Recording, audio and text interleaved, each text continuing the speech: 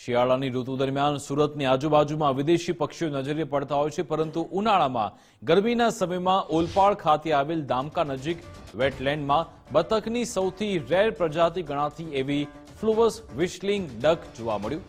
નાની સિસોટી નામનું પક્ષી તો અવારનવાર ગુજરાતમાં દરેક જગ્યાએ જોવા મળતું જ હોય છે, પરંતુ મોટી સિસોટી નામનું પક્ષી જોવા મળતા પ્રકૃતિ પ્રેમીઓને આનંદ થયો।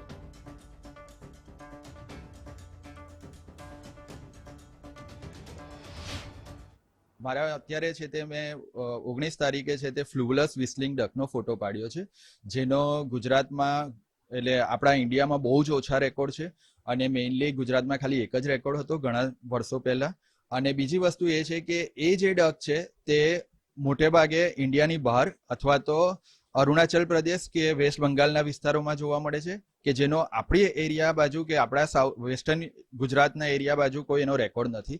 બીજી વસ્તુ એ છે કે એ બર્ડ જે છે તે મોટે ભાગે કેવું છે કે એની સાથે નાના વિસ્લિંગ ડક આવે છે, જે ગુજરાતમાં ઘણા ભાગે દેખાય છે। તો એ બર્ડની સાથે એ પક્ષી મને જોવા મળ્યું હતું।